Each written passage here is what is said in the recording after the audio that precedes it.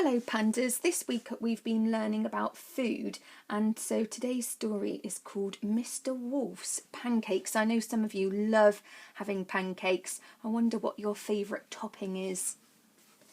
One day Mr. Wolf was feeling hungry. He fancied some pancakes. Yum, yum, he said, licking his lips at the thought of a big pile of fresh, delicious pancakes. Mr. Wolf had never made pancakes before, so he took his big recipe book down off the shelf and looked inside. But wolves can't read very well, and Mr. Wolf had trouble making sense of it, so he went to get some help for his neighbours.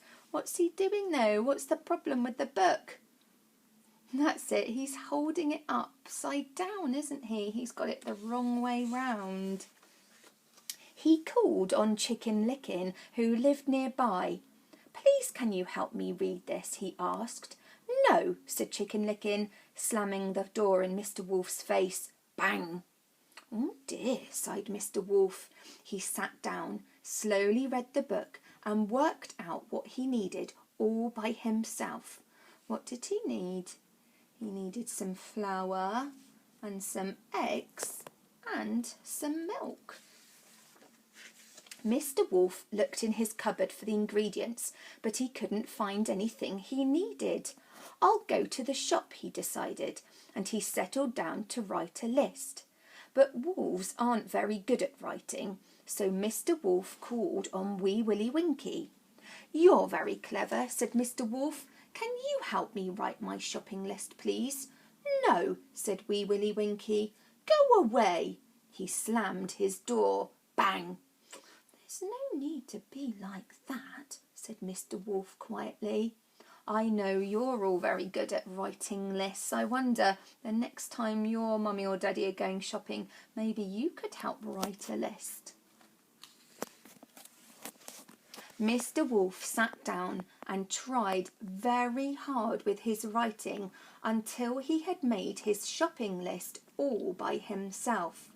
Now, he needed to count his money to make sure he had enough. But wolves aren't very good at counting, so he went to the gingerbread man for some help. "Can you help me count my money, please?" he asked politely. "No, I'm too busy to bother with you," said the gingerbread man, slamming his door. Bang! Wow, look at his amazing house. I love all the different sweets. So poor Mr. Wolf had to sit down and count his money. It took him a long time, and he had to check it 3 times before it was right. But he did it, all by himself. Mr. Wolf needed a basket to carry his shopping, so he called on Little Red Riding Hood. "Please, may I borrow your basket?" he asked very nicely. "I'm not lending my basket to you," said Little Red Riding Hood. "Now clear off." So Mr. Wolf set off to the shop without a basket. "I'll manage," he said.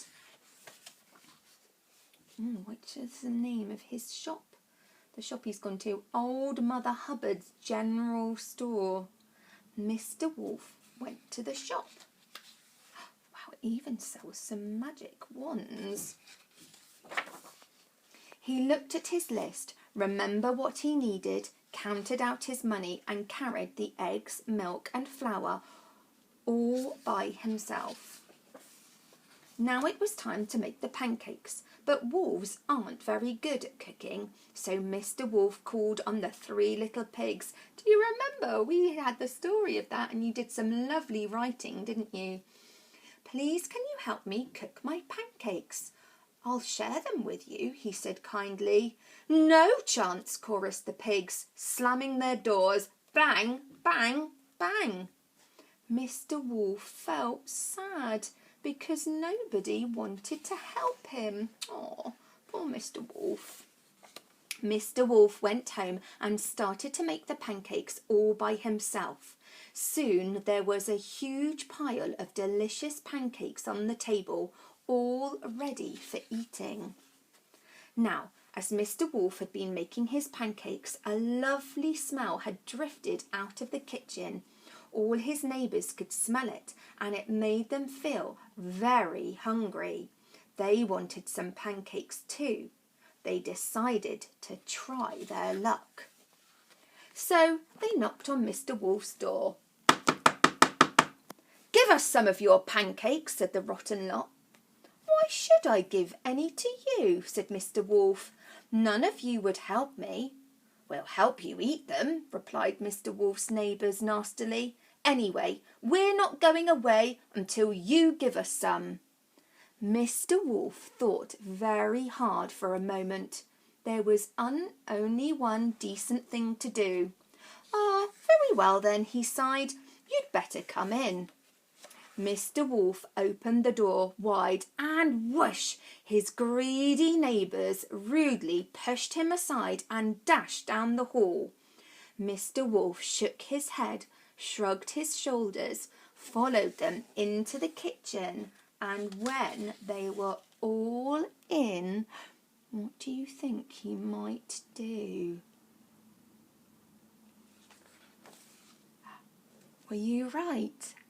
Mr. Wolf gobbled them up. Snippety snappety. That was the end of his unhelpful neighbours. And then, with his bulging tummy not quite full, Mr. Wolf sat down to eat his pile of pancakes. And he did it all by himself.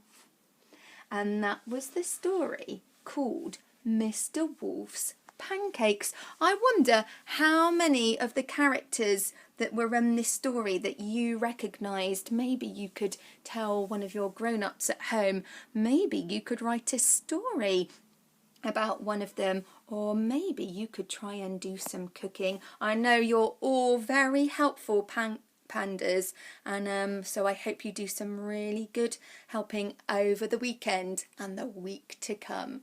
See you soon. Bye.